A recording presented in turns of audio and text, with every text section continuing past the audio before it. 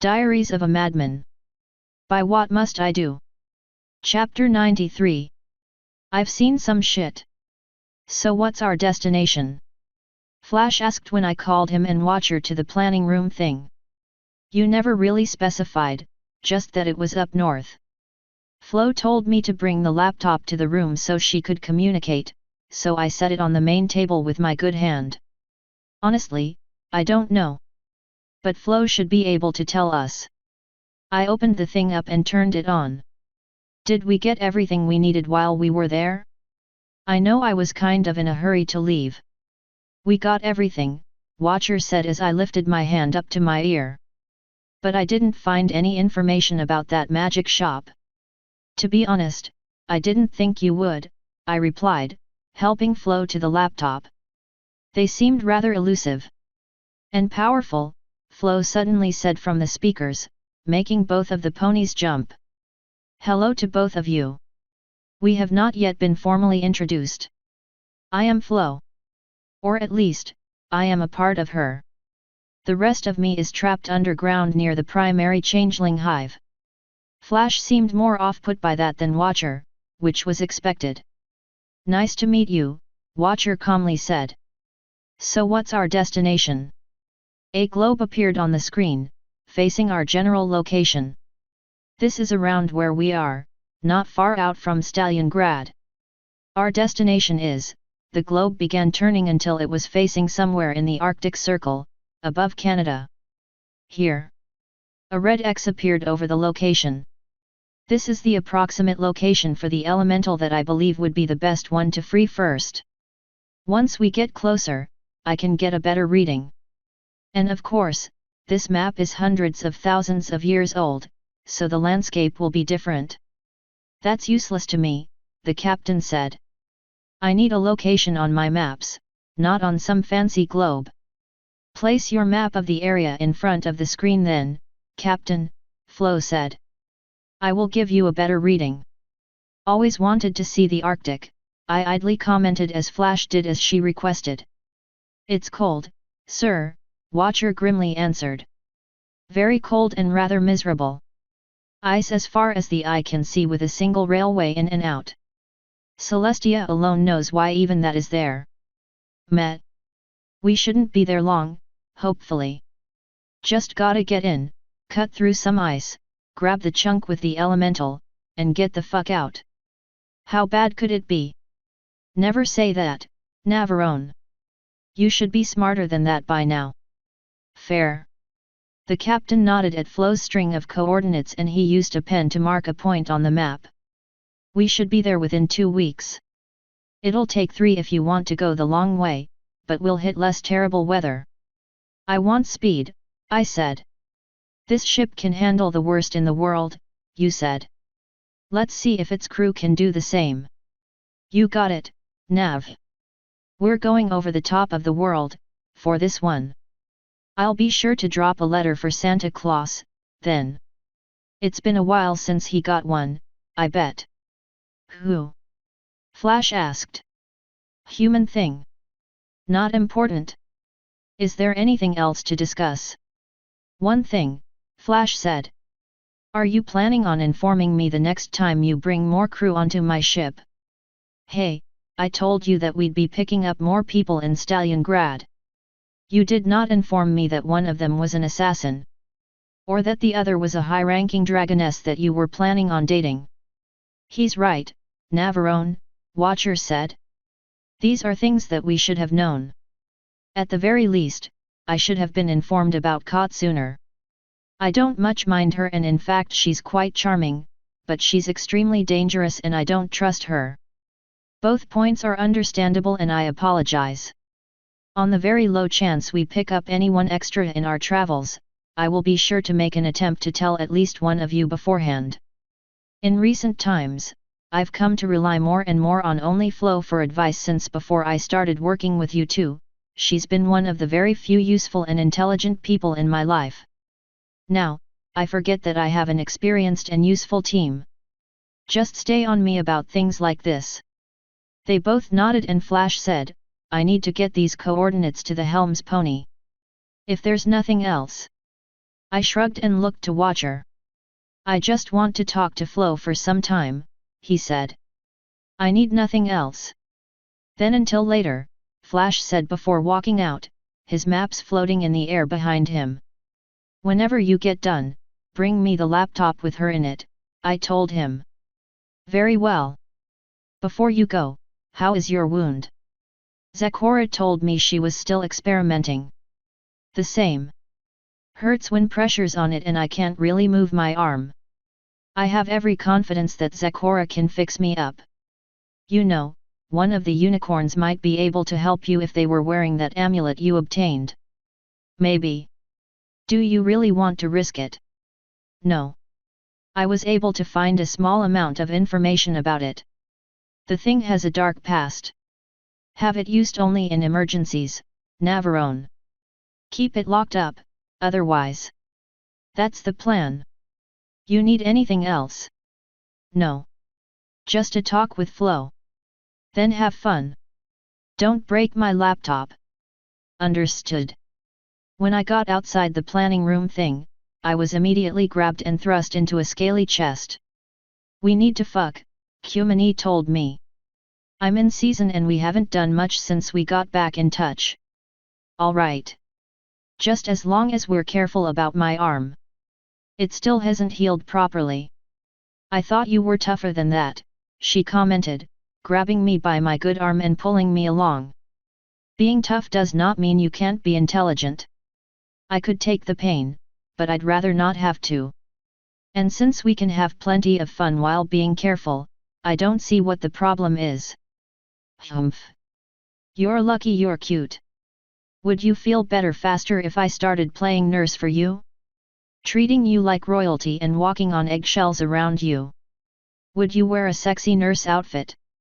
I was joking, but now. I'll think about it.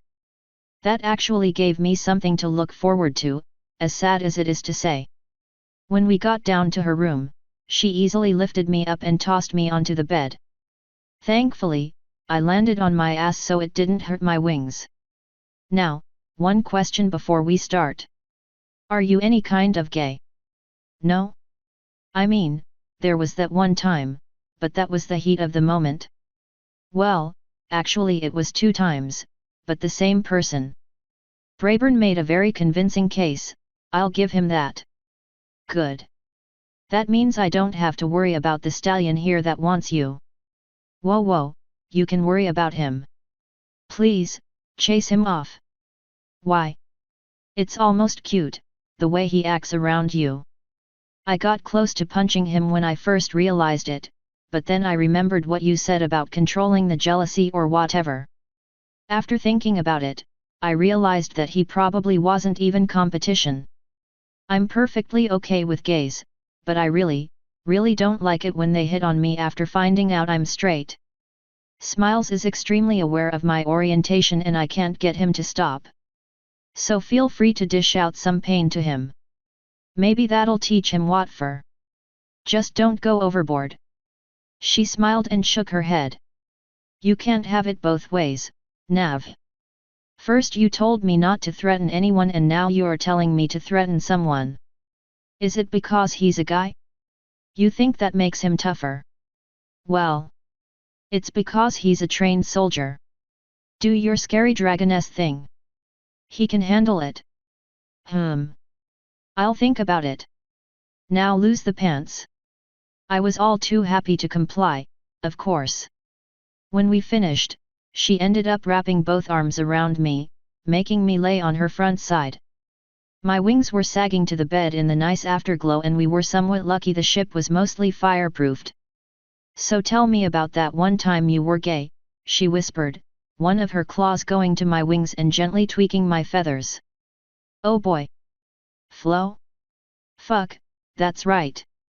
Well, it was more like 2 times with the same guy. The first time I met him, I was still reeling from the Luna breakup, I think. Our initial meeting didn't go well and I felt bad about that. I guess I felt like I owed him something. That, combined with how I felt, led to something interesting. Basically, we sucked each other off. Then later, I met him again.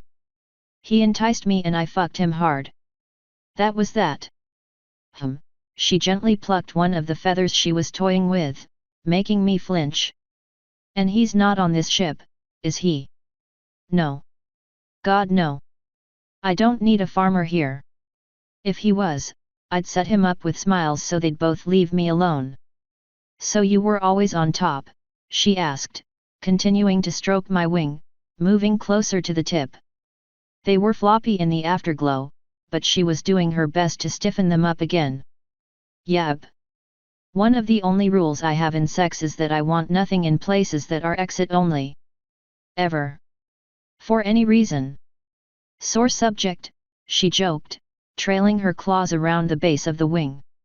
It was starting to twitch in response, now. Very funny. Long story short, fuck Luna. Bitch is crazy and very much wanted to be on top in more ways than one. I want nothing to do with that. You don't seem to mind giving it. Yet, because you don't mind receiving it. I do mind. Very much so. Alright, I'll keep that in mind. Anything else I should know? There are specific zones in my wings that are much better than others for sex purposes.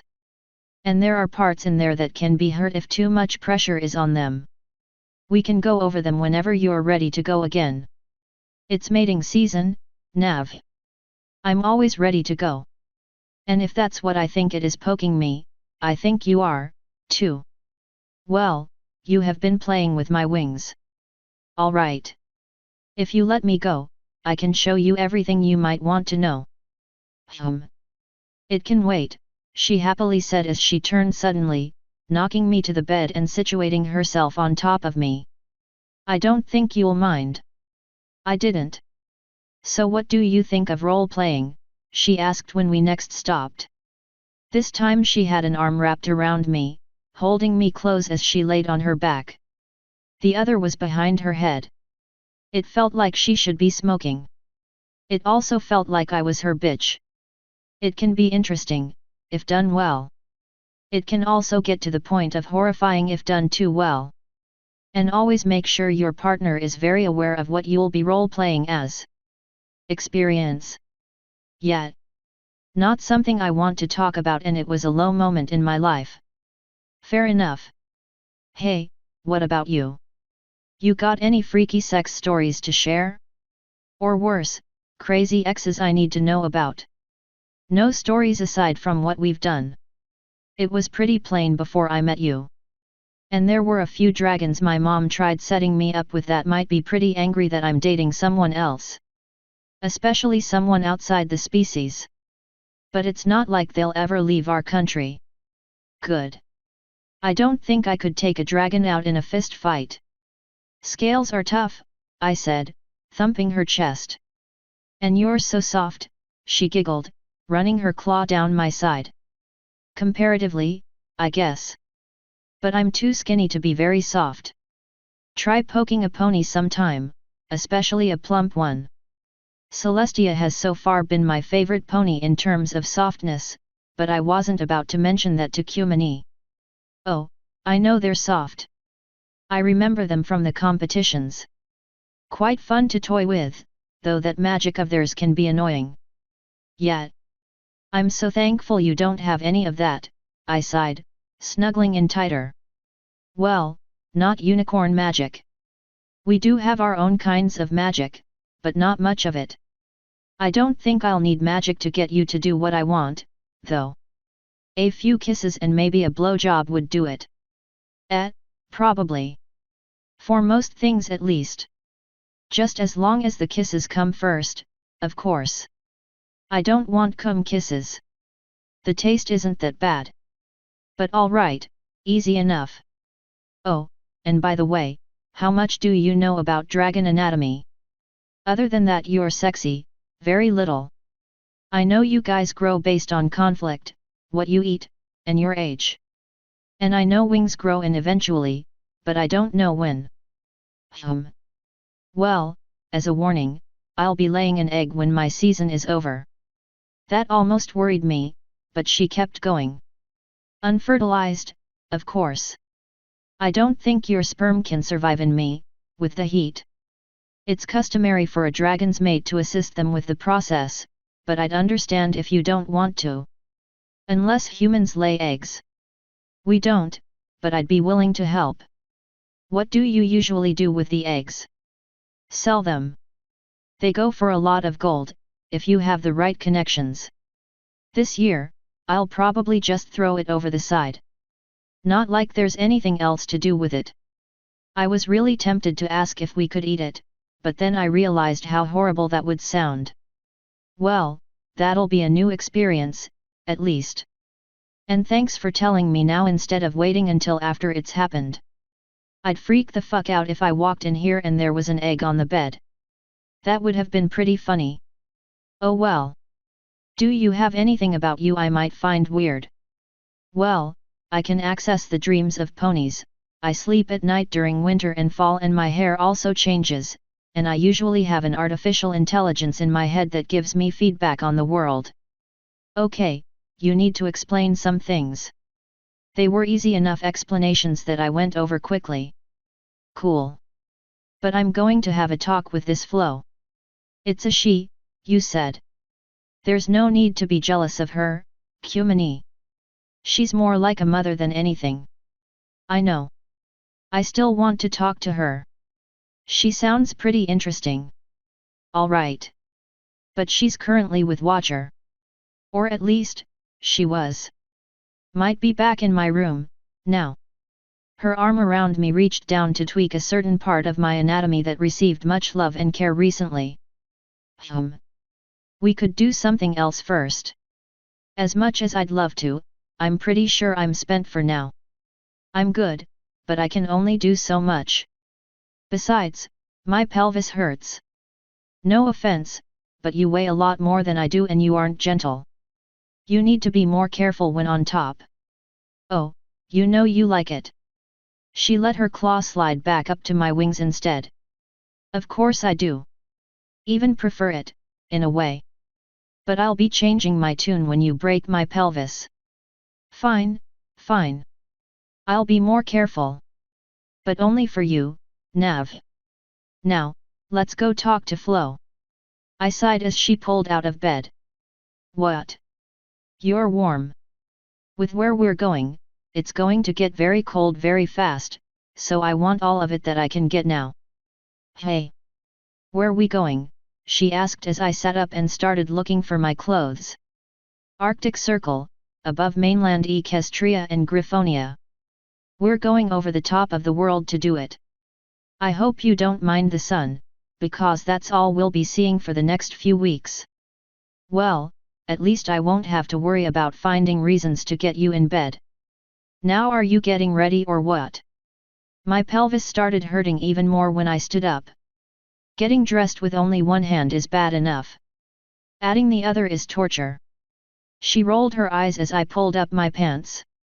When it took me half a minute to get my belt on, she just snatched the shirt from my hand and then picked me up. Now I don't have to wait, she said as she began walking to the door. Really? You're going to do this? I sighed. Hell, do you even fit through the ship's corridors? Barely. I definitely can't get into any of the smaller rooms, at least not without really bending over. I'm okay with that, as long as I'm behind you. But come on, what happened to not babying me? Just consider this part of nursing you, then. I don't have a little outfit for you, but that's okay. Another sigh escaped my lips as I realized this was a point that I probably wouldn't win. Baby steps, I suppose. Well, at least hurry it up. I'd rather not be seen like this. Ashamed of me? There's nothing wrong with this. There is one thing that I hate above all else, and that is being seen as weak. Especially in front of people that I'm in charge of and that I lead, which includes most of the people on this ship. Then what's with the sling? That's a sign of being injured. Perfectly acceptable to wear something like that. If you were sick, you'd take your medicine. This is the same thing. Then I guess it's a good thing we didn't run into anyone in the halls, she idly commented as she set me down in front of my room. which is somewhat strange. Where is everyone? No clue, I answered, stepping into my room, thankfully seeing the laptop on my bed. You want to talk to her in my body or on the laptop? I'd prefer it to be private. Oh, and here's your shirt. She threw it at me. My good hand snatched it out of the air and dropped it on the bed. Privacy can be done either way. Flo, you ready to come back? Her watery form oozed out of the laptop and into my hand, ready for its transmission. Kumini watched in some form of interest as I lifted the elemental up and let her slide back in. Oh baby, I love the feel of you inside of me. You're such a pervert, Flo whispered. So Kumini wants to talk to me. She does, I confirmed out loud. If you want to take over, I can just chill in the background. Okay, now Kumini was looking somewhat confused. Alright. Taking over now, then. I blinked and found myself staring at the seemingly permanent fixture of the glade in my mind. For some reason, Flo always had the place locked in the season of spring. Life with no death loses its meaning, I idly commented, concentrating on a single tree to wither it down to an autumnal appearance. As soon as I got its appearance to change, the leaves immediately reverted to green. I keep these trees as an indication of your health, Navarone, Flo thought at me. Each tree is a different part of you. When any of the leaves change, I immediately know when something is wrong. Not all of them are green. If you explore, you'll find a few that are wretched and downtrodden. I wonder what those might represent, I replied as I wandered around the forest, thankful that I didn't carry my physical pains with me. She didn't respond. As I looked more around the garden, I began noticing little things that helped me realize what she meant when she said this thing was used to identify my health. For example, I saw a single tree with an axe wound that seemed rather faded with age, presumably my stab wound that was partially better. That same tree had a number of scars on it, some more major than others. But it was still mostly as healthy as ever, despite all the damage. It took me a bit of looking, but I managed to find one of the dead areas. The tree appeared to have been burned and it was oozing some kind of fungal solution that was killing the grass around it. The only form of life I saw was a single shrub growing out of the ground in front of the tree, somehow unaffected by the rest of it. A few dark purple flowers poked off from it and strings of sickly-looking black berries made their home on it. Atropa belladonna, a beautiful plant, Flo thought. Even in the most dead of places, life still finds a way. Though it isn't always the kind of life we want. I bet those berries taste awful, I commented as I walked past the place. The plant looked familiar, but I never really was into gardening, so I couldn't say for sure. The next dead and ruined ground I found was littered with small bushes with white flowers. They surrounded a tree that had been chopped down some long time ago and it appeared that someone made a few attempts to destroy the stump. Cicuta virosa, another interesting plant.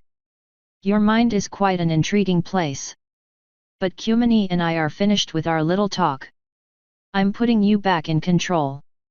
Before I could reply, I found that I was once again in my body. And surrounded by about half the people on the ship on the top deck. Thankfully, I was wearing a shirt. As soon as I looked around, everyone called out, "Surprise!" "What?" I asked, honestly confused. "It's your birthday," Taya happily answered from her spot next to me. "And I knew you wouldn't do anything for it, so we decided to work around that. This is unexpected. And extremely unwanted. Is it actually my birthday? I don't even remember." "It is," Taya hastily confirmed. "Well. Before anything celebration-y happens, I have two announcements. The first is that we have a destination that we should be on our way to. Long story short, we're going over the top of the planet and it's going to get cold for everyone on deck. Get ready to layer up if you go topside. The second is less important and more personal. In case anyone doesn't know, I'm dating Kumini. So no more late-night rendezvous, for those that are used to them. Anyway, I guess the Ugh, party can begin.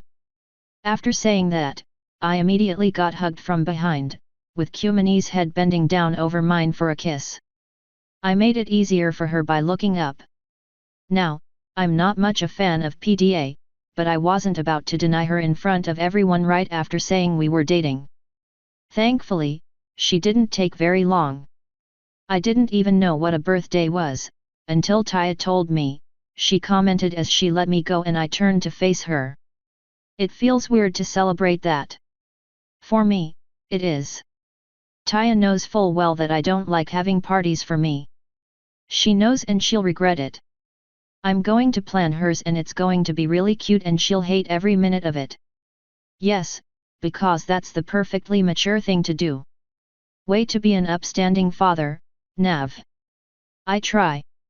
Now, unfortunately you can't hog me. Even though there's nothing else to do on this damn ship, people made the effort of showing up and I need to talk to them. Then I guess I should try to meet some of them. I'll be sharing a boat with them, after all. Have fun. She nodded and I got another peck on the lips for my troubles before she departed and was almost immediately replaced by Kot. So it was Miguel that attacked you, she asked.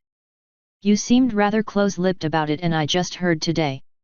It was, I confirmed. I originally assumed he was just going after me because I found his collection of faces. It was belated, of course, but still. Turns out he was working for an enemy instead. Interesting. Did you let Jocasta know? I was a little busy being almost dead from blood loss. I have no clue if she knows or not. Don't really care, either. Well, it's no longer my problem. Anyway, are you entirely certain that it's wise to date a dragon? Nope. I'm still wondering why I'm doing it. But I'm doing it, and that's that. Your life. Happy Life Day, Navarone. With that, the kitty left. I was about to start looking for cake when the hulking Minotaur blacksmith parked himself in front of me. This guy was a very aged fellow with grey fur, a relatively wrinkled face, weary-seeming eyes, and one of his horns was broken off around the middle. Hello, Forerunner, he quietly said. Howdy, Master Jack. Are your accommodations to your liking? Better than what I was expecting from signing up on a pony ship. Now, I have little use for parties or bandying words. My shop is set up and I can begin working on whatever you want immediately. Excellent. You ever work on or with siege weapons? Once.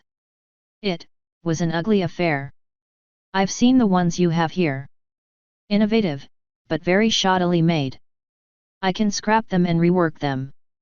Shoot straighter, farther, and less likely to break. Start whenever you're ready.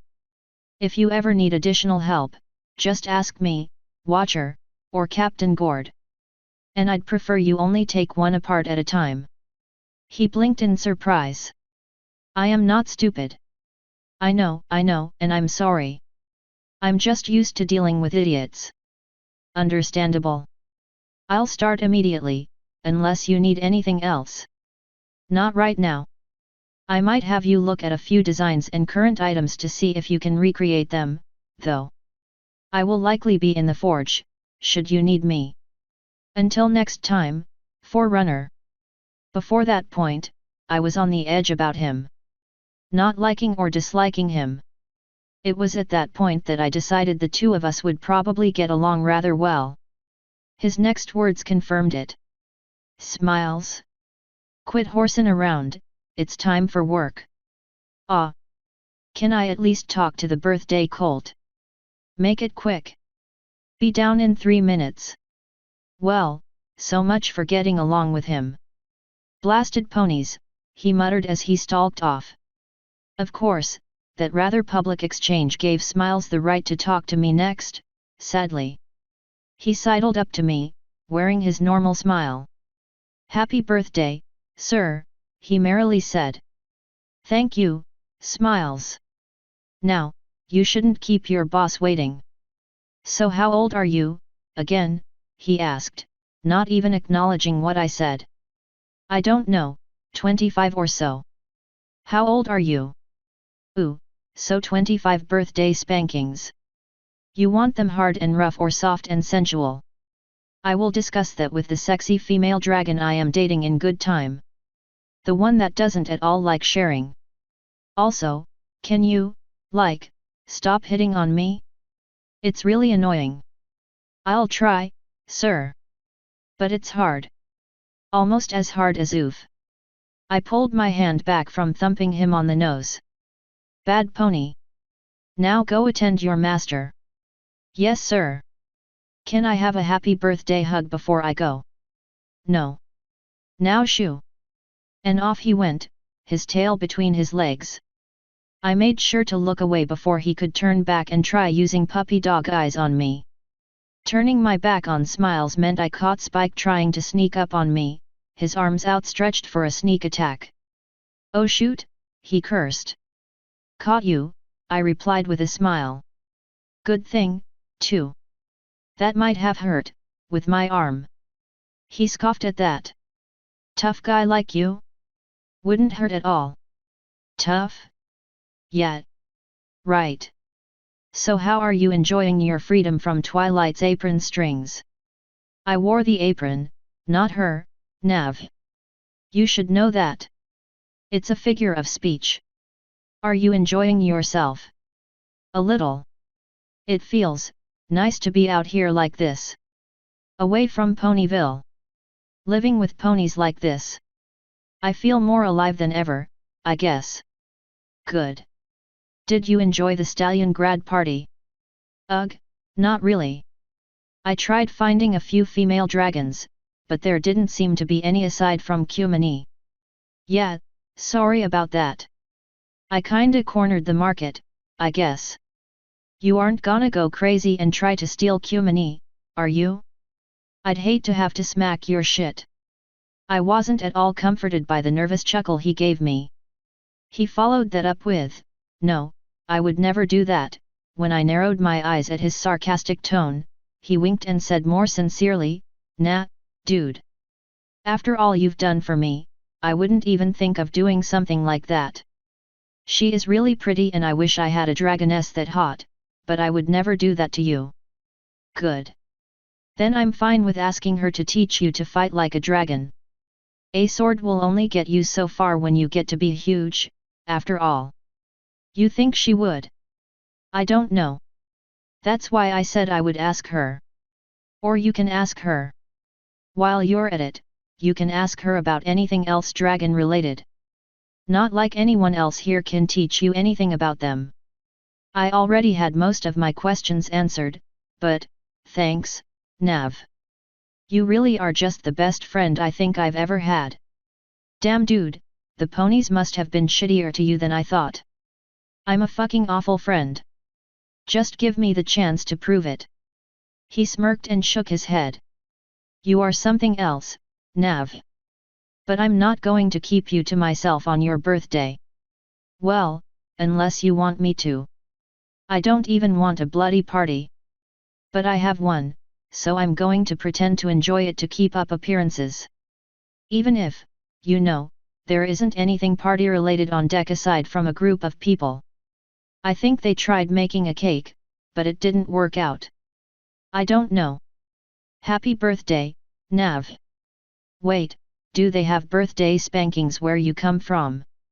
I rolled my eyes and answered, why? Do you want to spank me, Spike? I bet that would get you nice and hard, wouldn't it? His head spines shot up straight, twitching, and he quickly shook his head. And no. I was just asking. Right. Well, I'll see you later, Spike. Have fun with that disturbing mental image. He just made a squeaky sound that I assumed was a confirmation and I wandered off, wondering if anyone else was going to waylay me or if I would have to talk to someone. Gilda saved me from having to, for better or worse. Sup, Nav. This party's pretty lame. I'm about to bail, go flying, or something. You want anything while I'm out? Nothing I can think of. Just be careful. We're heading north, so it's gonna get cold. I know you're covered in fur and feathers, but I don't want you getting sick. I'll be careful. Hey, you put clouds in your bed yet? No. I didn't even think about it. God, that would make it a lot more comfortable. Then that'll be your birthday present. See you later, Nav. She spread her wings and shot into the air, easily clearing the ship and getting out of the area quickly. I really like her. Quick and to the point. Even if she is kind of a bitch.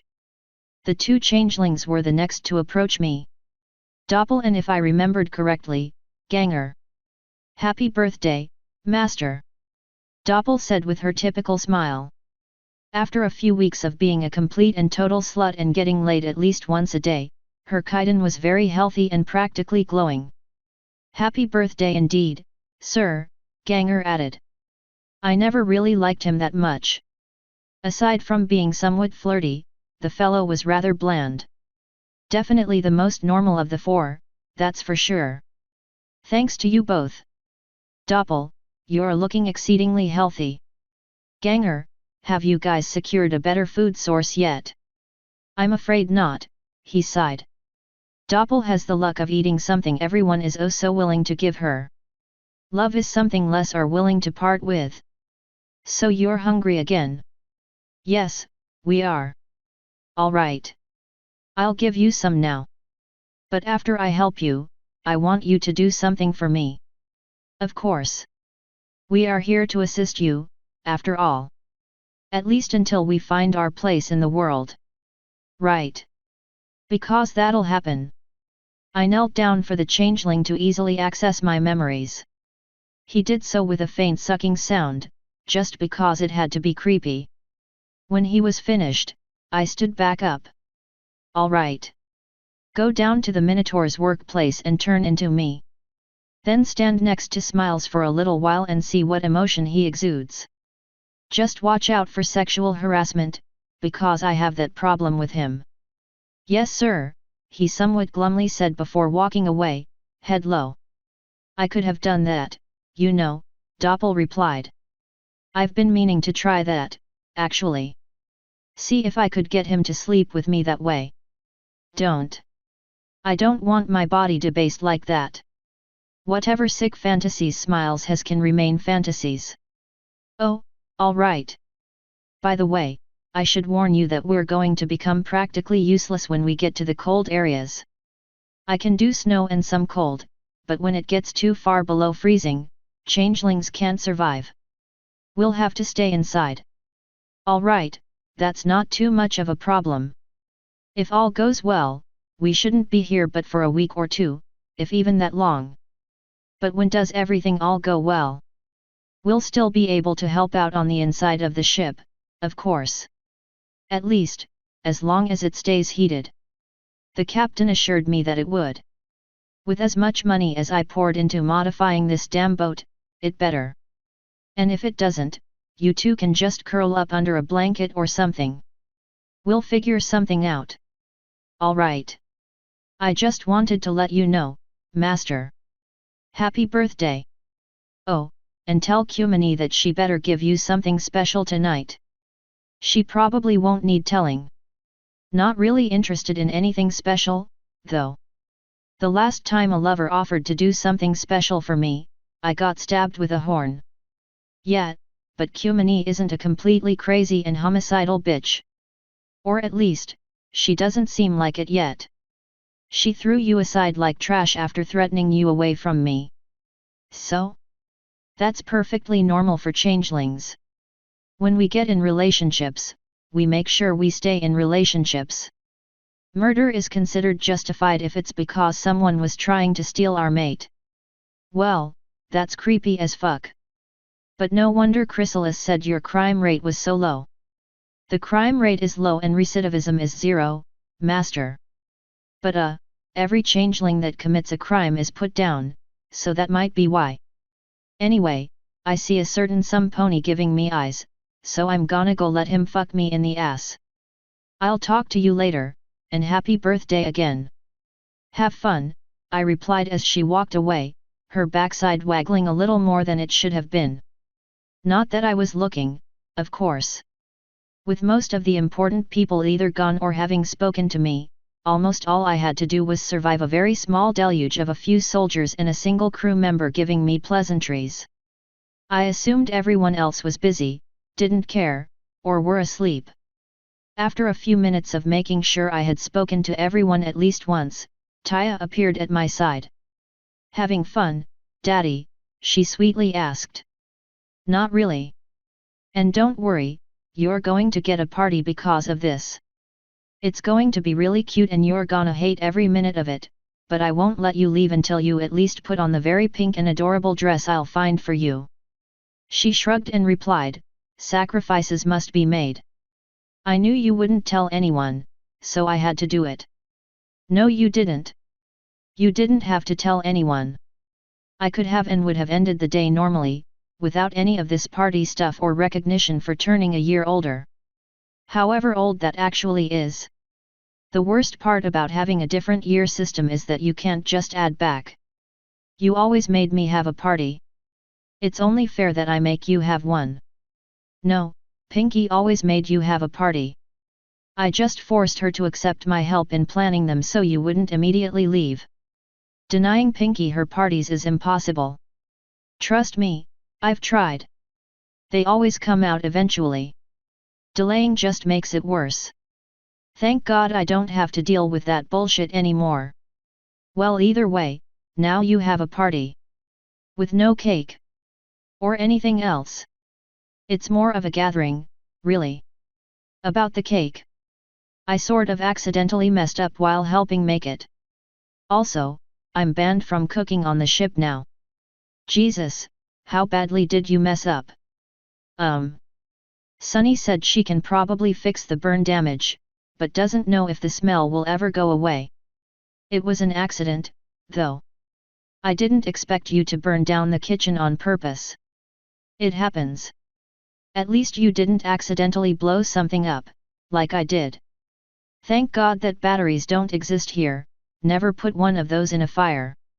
Especially not in a candle as you're lighting things on fire to see what happens. So are there any other plans for this thing, or can I just sort of leave?" "Well, there isn't really much we can do." "Awesome. I need to talk to Kumini for a second and then I'll be heading to my room. Do not disturb rules are going to be in effect." She sighed and nodded, knowing exactly what that meant. "I'll see you sometime tomorrow. I'll probably need to be healed. You know the drill." "Yes, Daddy," she sighed. "I'm sure everyone will stay quiet around your room." "Cool. Good day or night, Taya. Whichever it is up here. And, thanks for the party." "You're welcome. I love you, Daddy." "Love you too." And with that, I was on my way to the most noticeable person on the deck. Kumini appeared to be rather bored and perked up a little when I approached her. Truth be told, I almost felt regret for what I was about to do. "Having fun?" I asked, even though I knew the answer. "Not really, no. Most everyone here already knows each other and doesn't seem interested in talking. A bit of goodwill might help." "Did you try talking with Spike? He doesn't know much about dragons and actually fights with a sword instead of any draconic things. He needs someone to teach him how to be a damn dragon." "That's something I could do, I suppose. Better than spending half of my time bored. But I can do that later. Now, you and I are going to have some fun. Actually, about that. I was thinking about turning in early tonight. I'm feeling pretty tired, you know." "What?" She was definitely surprised and disappointed by that, if her ear spine things were any indication. "I know you were looking forward to some fun, but I'm really not feeling too hot. We can just do it tomorrow, right?" "I guess we could." "Are you sure?" "Yeah. A night of good rest will perk me up just fine." "Well, all right." She leaned down and stole a kiss, using one of her claws to gently hold my face in place.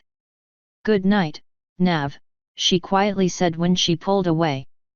"Night, Kumini," I replied, turning to go. There were a few mutters from behind me, but I didn't really care that much. I just quickly escaped the party and made my way through the belly of the ship to my room. I can't believe you're really giving that up for this, Flo said. It's an important tradition that will go on for as long as necessary. Navarone, it never won't be necessary with that attitude. I shrugged as I pulled out one of the bottles of alcohol I had left over from my time in Equestria. Maybe. But for every birthday I have, I'm going to get trashed until it doesn't hurt anymore. Or until I forget everything I lost. Whichever comes first. Hopefully the forgetting part. And you'll never get over the pain if you just drink your problems away. That's a shame. I popped the top and took a nice shot of it. Vinyl can make some pretty good stuff, I coughed when I swallowed, the burn reminding me that I was alive. Who man, this is gonna be a night. Drinking alone. Quite a night, Flo sarcastically answered. Nah, not alone. Not with you up there to keep me company. She huffed. I don't want to deal with you while you're drunk, Navarone. If you choose to follow this course, I'm going silent until the morning. Fine. Leave me, then. You aren't the first. She didn't reply and I burned off half the bottle in a single, painful pull. They just couldn't let me die, could they? I asked no one as I reached over and locked the door. Couldn't let me escape this hell and join my family. Quite a night, indeed. It got very cold very quickly on our little ship. Thankfully, the heating held up on the inside, so that wasn't so much a problem. It seemed that even though the sun stayed out for longer as we went farther north, the cold seemed to suck all of the pale light's warmth from the air. It got to the point where it actually hurt to breathe, at times. Of course, I knew that would be coming and made sure to prepare accordingly. Everyone on the ship had at least some kind of sub-zero clothing around, though most didn't need to use it because not everyone was stupid enough to go topside while we were passing the frozen wastes below. Of course, that option wasn't always available. Do we really have to be outside for this? I hissed, shaking slightly even in the heavy coverings I had on. I am afraid that is sadly the case, Zakora answered with a nod. I fear removing this curse is a race. I too am not a fan of the cold, so let's do this before we get old. The two of us, as well as Kumani and Taya, were all standing on the deck on the fourth day of our little trip. The air was clear and crisp, the perfect morning, but fuck, it was cold. It didn't seem to bother the three of them that much, which makes sense. Taya and Zakora have fur while Kumani is a fucking dragon. Apparently, Zakora finally figured out how to deal with that damn stab wound. So let's get to it, then. What do I need to do? Something that is not fun. Remove your jacket, hun.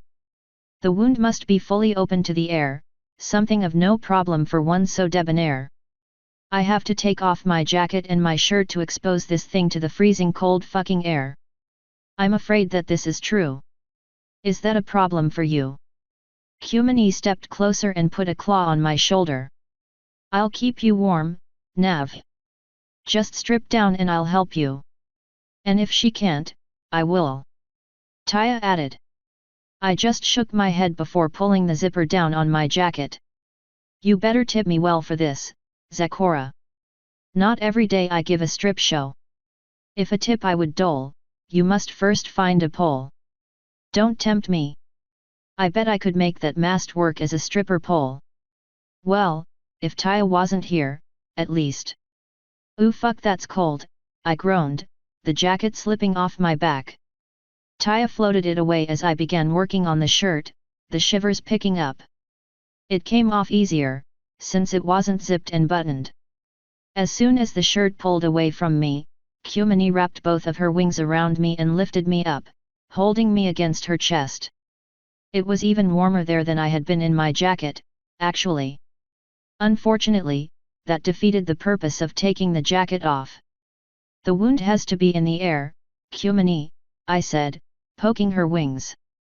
He is unfortunately quite right, Zecora said with a nod. The wound must be in my line of sight.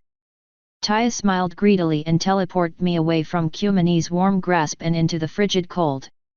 Less than a second later, a wonderful warmth suffused my body, keeping me warm despite the chilling wind. There, she happily said. As long as I keep the spell active, you'll stay warm. Thank you, both of you, I said. Zecora, let's get this over with. And hell, why do we even need to be outside for this? Your green hair and odd body align you with the sun. Without its help, your internal battle can't be won. Now, be very quiet and still, we may yet overtake this hill. I cannot promise this won't hurt, so I will attempt to be curt. Do what you gotta do, I said, using my good arm to pull the sling away from my bad arm. At some point, I regained feeling in it, so I was able to stop it from just shooting straight down. There was still pain as it moved, but it was a lot better than it had been. She didn't answer and just opened the bag she had next to her, pulling out a small hooked scalpel style of knife. She reached up with her mouth and used it to very gently cut the stitches holding the wound closed. As soon as they were gone, a trickle of amber blood began flowing, the true nature of the curse showing its ugly head. Once again, there was pain, but nothing I wasn't used to. She waved me to turn around and I did, kneeling down to make getting the ones on my back easier. One of my wings got in the way, but she just batted it away until Kumani thoughtfully reached out and grabbed it for her. Not so thoughtfully, she decided that playing with it would be a good idea. I gave her the most what the fuck look I had. She just smiled and said, "Remember dear, stay quiet." "Oh, you'll pay for this." Thoughts of revenge were interrupted when something very cool and wet began rubbing against the hole in my back. It was cold enough to cut right through the spell Taya had over me like a penis through a hymen, with just about as much shock and pain. Needless to say, I winced. One of Zecora's hooves immediately went to my shoulder, holding me steady as she continued applying the freezing substance. "So Flo, are you still giving me the silent treatment?" Needless to say, she wasn't quite pleased that I drank myself out cold that night. I'm sure there was plenty of other stuff she wasn't happy about, but I didn't exactly know for sure because she refused to talk to me. Of course, she didn't answer this time either. "You can't stay silent forever, Flo. Once we get close enough, you'll have to tell me where exactly the elemental is. And I know you have to be really bored up there." Still no answer. Typical woman. Mad at a man and refuses to even tell him how he can make it up to her. Zecora finished her work on my back and got me to turn around so she could begin torturing me from the front. "This poultice is really quite neat," she idly commented as she began slathering the purple mixture on me. "Its main ingredient is peat. Life to death and death to life. This mix is good for all strife. Though if anyone asks from where it came, I implore you not to mention my name." "Why?" Taya asked. "Its properties are quite intense. He's lucky his blood is so dense. Anyone else would trip balls, running screaming through the halls." "Wait, what?" she continued, "even he will have at least one hallucination. Staying aware will take all of his concentration." I couldn't stay silent anymore, not after that. "And you couldn't have told me that before." "It matters not, this is your lot. Were it not for that thing in your head, I assure you that you would be dead. This must be done, so do not run." There wasn't that much I could really do. And it was too late, anyway, the stuff was on and in me now. All I could do was sit back and watch the show. Kumani, though, could. "So you're saying this is going to mess with his head? There's no way that's safe." And Taya agreed. "How can this be helping him if it'll hurt his mind?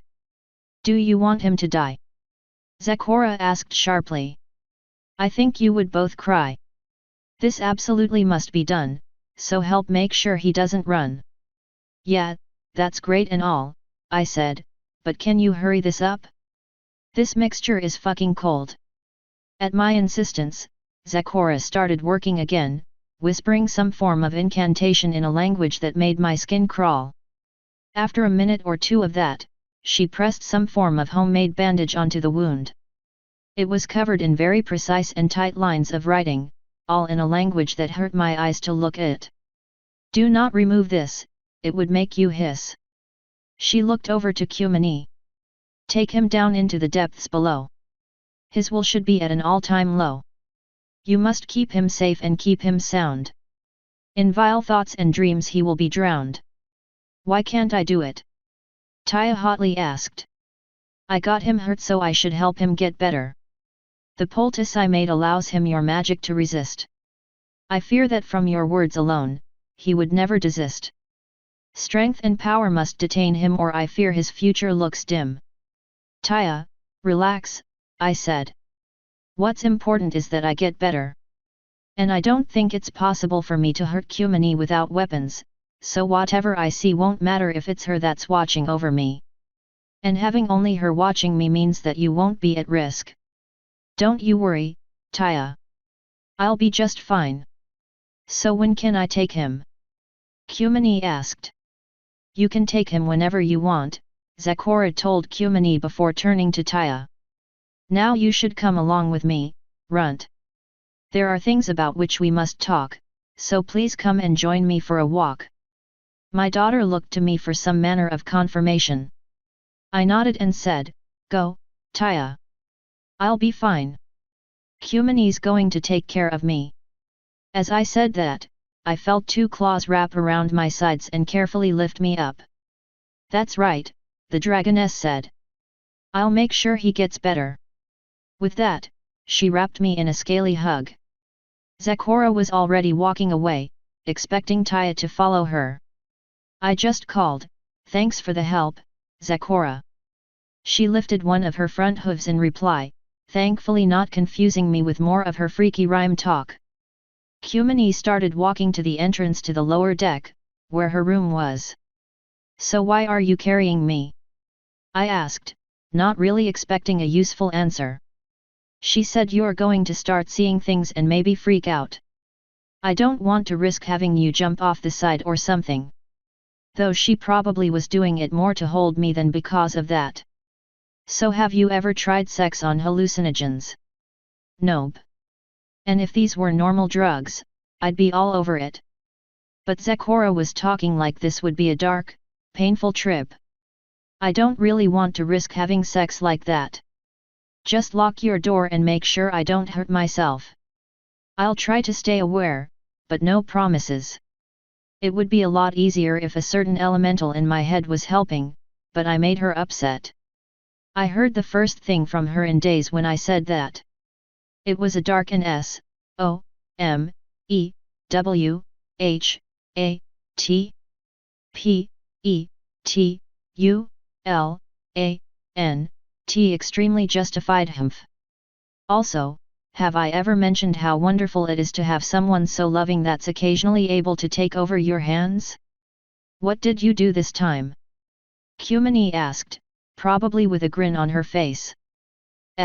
Ignored some advice. She was trying to force me not to do one of my traditions. And then I felt the second contact I had from Flo as she took over my mouth. "Ask him what that tradition was," she said in her own voice. Now, she doesn't need to do that," I hastily said, taking over my mouth again.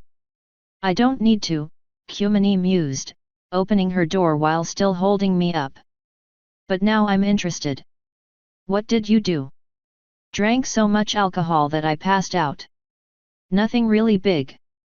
"Well, we're in your room now. You can set me down." I could.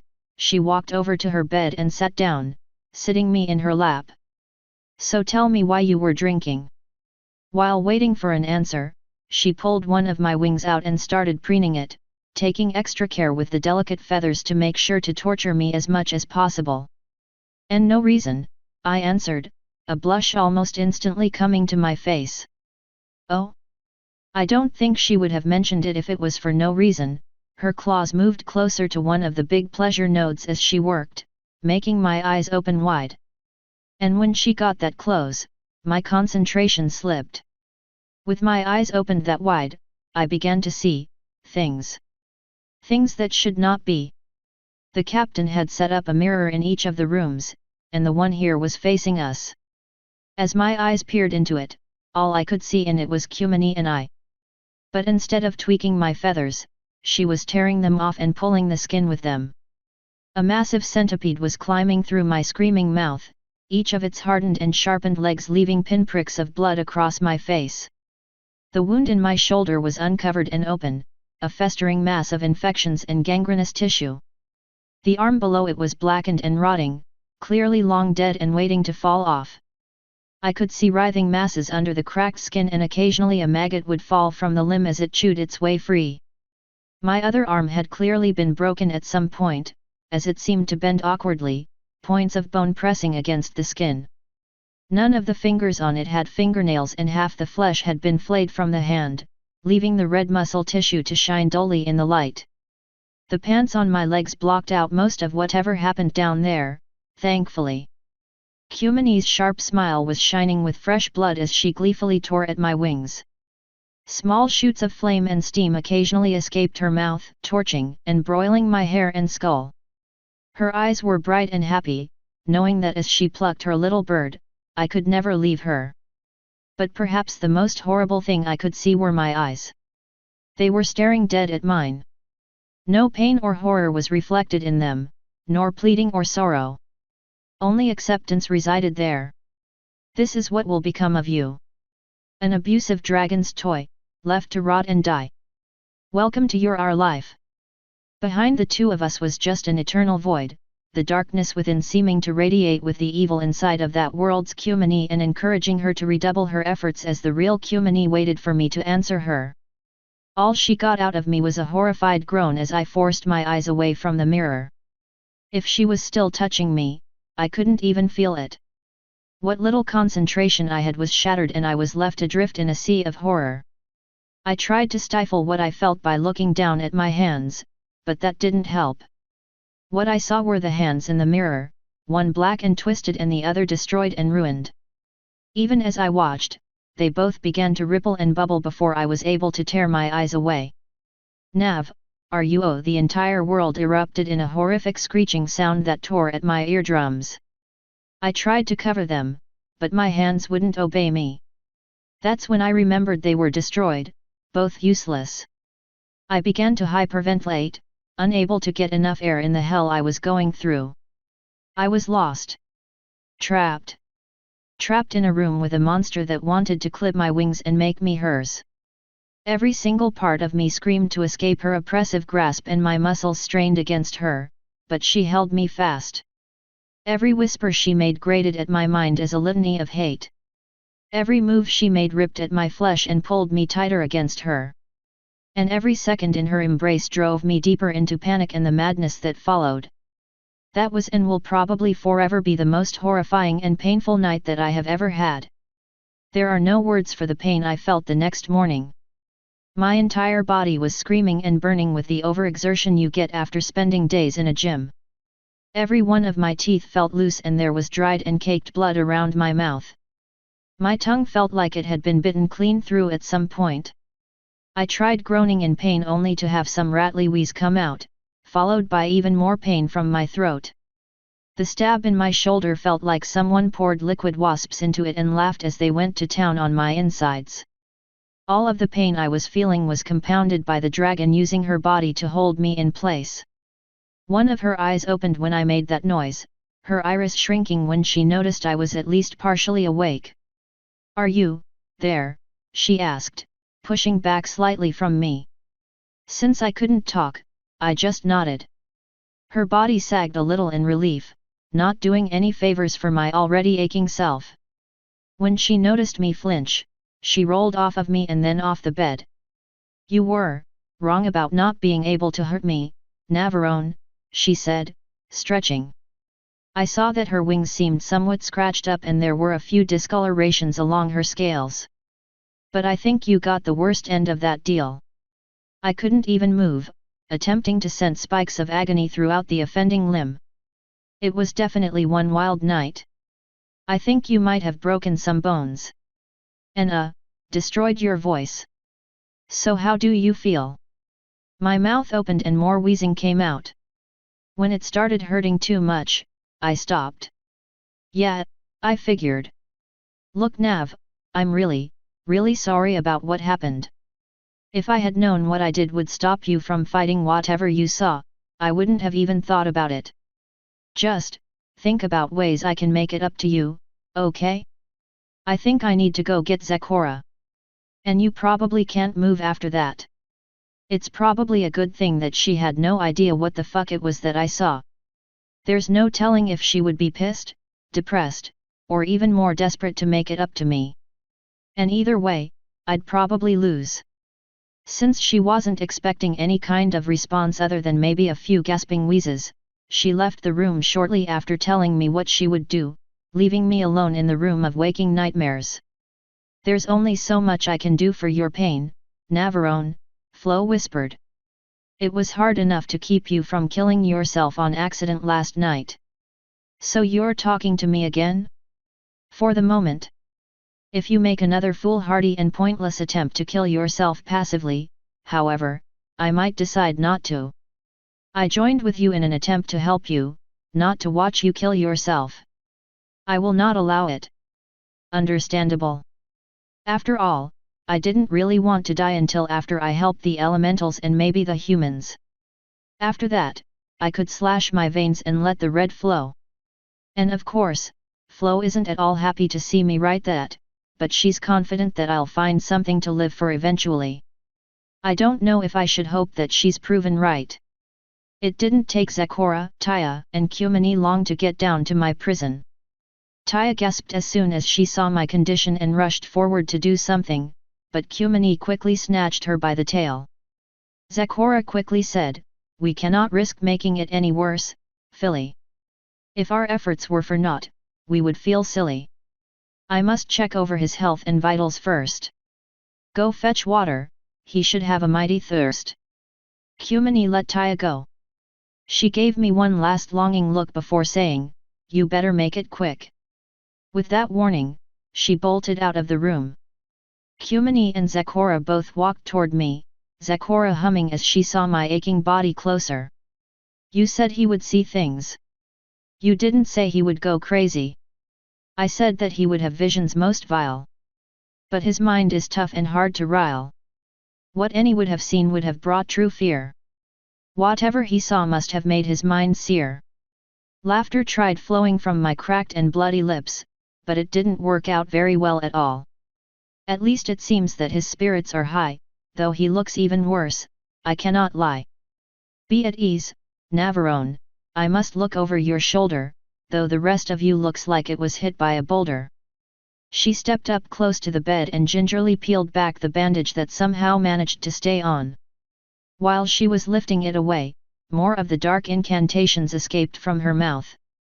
When the dirty thing was fully away, the pain trapped inside the wound exploded out of my shoulder all at once, stealing a gasp from me and jerking my body rigid. "The seal did its job well, though it drove you through hell. From the curse you are now free. It seems the mix was the key. I imagine that you still really ache, so I will leave you now for Taya's sake. Allow her to mend you well and true. Now, I have other things I must do." Without another word, she left. The dick in me wanted to call her a bitch, but I did recognize that she pretty much saved my life. A few seconds after she got out, Taya teleported back in with a bucket of water. "Where's Zecora?" she asked as she looked around. "She left," Kumani answered. "Gave Nav here a clean bill of health. Well, aside from what happened last night. She said you can help him with that, though."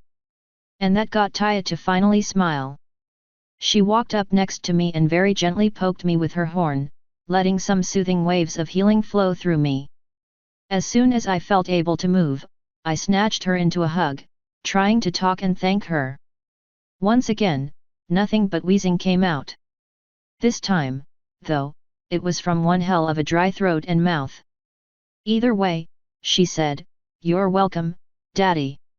Since I really wanted to be able to talk again, I didn't let the hug last too long before setting her down and grabbing the bucket of water she brought. The good news is that it was cold. The bad news is that by cold, I mean it was probably ice that had been thawed minutes ago, so it was almost freezing cold. I forced it down anyway, doing my impression of a lady by swallowing and not spitting. That impression was slightly ruined by the thunderous coughing that followed the swallowing, though. My throat and voice was starting to kick in again, though it was still very hoarse and slightly painful from its unwanted slumber. "Feels so much better," I was able to grunt out after a few seconds. "Thank you both. Taya, can you spare some healing for Kumini? I wasn't alone in getting hurt last night." "Magic doesn't work well on us," Kumini quickly said, dismissively waving a claw. "And all I have are bruises." Bruises that Taya wasted no time to heal anyway, now that it was clear that Kumini was uncomfortable with magic. Thanks, I guess." I don't think she was that thankful. "So what now?" Taya asked. "Now I go get dressed and talk to the captain. I want to know where we are and how far we have left to travel. And if we've passed a certain point." "What time is it?" "It's still pretty early," Taya answered. "Around breakfast time or so." "Good, then he should be awake." "Kumini, you need to get some sleep. After last night, I know you need it. And I'm sorry for accidentally beating the shit out of both of us." "No problem," she answered. "I'm just glad you're better." It amused me that she didn't mention how she considered it her fault while Taya was around. "So am I. We'll get out of your room and let you sleep, I suppose." I hesitantly stood from the bed, testing my legs before deciding they'd hold me. "Come on, Taya. No good night kiss?" Kumini teased. That actually completely froze me up, the thought of being too near her after what I had seen, what I had experienced. Thankfully, she didn't seem to notice. Your breath is probably terrible anyway. And I can't talk. I'll see you both later. That hard bed is calling." That left me and Taya to leave, which we wasted no time doing. "So how do you really feel, Daddy?" Taya asked when it was just the three of us in the hall. "Better. It's nice to be able to use my right arm again. And having that wound finally sealed is a weight off my mind. But Jesus, those hallucinations, they were bad. Really bad. It's gonna take me some time to get over them. And I need one hell of a fucking shower, too. I'll be right as rain soon enough, don't you worry." "Daddy, that's the kind of thing everyone says when it's the right time to start worrying." "Really? Hey. Well, worry if you must. Don't let me stop you. Just don't be annoying about it, please. Now, this is my stop." We had arrived at my room, passing by the few ponies traveling the halls at such an hour. "I'll be out shortly, probably. I'm sure you can find something to entertain yourself." "Yes, Daddy," I let myself in my room, leaving her in the hall. A shower and a letter written later, a cleaner and more aware me stepped back out of my room, wandering down the hall to look for the captain. He wasn't in his room or in the mess hall, but I did discover that he was outside on the deck. So that was another trip to my room to get dressed once again in warm clothes that would help me survive outside. With that preparation made, out I went. He saw me before I saw him out there. "Ah, Navarone. I trust you're feeling better." "Yeah. It was one hell of a night, but I'm better." "Oh, that I know. I don't think there's a soul aboard the ship that didn't hear you." "Good to know it was worth it, though. What brings you topside?" "The search for news," I answered, finally heading up the stairs to stand next to him near the wheel. "Where are we and how far out are we?" "We're almost dead at the North Pole, right now," he answered. "Should be another 2 or 3 days before we make it, if all goes well." "Excellent. Any signs of life that might be dangerous?" "No sir, thankfully. No signs of life that isn't dangerous, either." It's quiet up here. Some of the crew were worried about Wendigos, but thanks Celestia, we haven't seen any. Yeah, that's probably a good thing. Though it's not like they would attack us anyway. If, you know, they even existed. How close do you think we are to the North Pole? His hoof pointed off to our left. It's about 3 kilometers that way, I believe. This is about as close as we'll be getting. Damn good timing, I said with a smile, reaching into a pocket and pulling out the letter I wrote. What's that? Letter to an old friend, long forgotten and longer still dead. I couldn't pass by without paying tribute, though. I walked over to the left rail and took one last look at the letter. It was addressed to one Santa Claus living at the North Pole. Maybe in a world with actual magic, some long-lost hope will spark some life back into that old myth, a foolish and childish thought, but one that made me smile as I released the letter over the side, allowing it to fly away into the early morning air. Let me know if anything comes up, Flash, I said, turning back around. I need some time to myself, I think. Yes sir. I don't think anything will happen out here, though.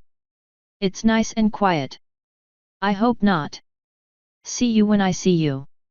That out of the way, I went back down to my room and took off my bad weather clothes before sitting on the bed and trying to figure out what all I just fucking saw. 2 days later, around the time that everyone was expecting us to get to our destination, one of the crew members came down to my room. Nav, we need you on the deck immediately. Something. Well, you gotta see it, sir. Okay. I'll be up in a few minutes. Thankfully, I wasn't really in the middle of anything all that important. The crew member left and I got ready for the freezing air. As an afterthought, I grabbed my ring and my sword, just in case. I didn't expect to need either, but if whatever it was warranted sending someone to get me, it had to be big. And so I went topside looking somewhat ready for war. In truth, there wasn't much that could have prepared me for the surprise I saw ahead of us. What do you think? Flash asked me. Most of the soldiers and the crew were already up top, looking ahead of us in the midday gloom. Honestly, I didn't quite know what to make of it. So I just said the first thing that came to my mind, is that a fucking city?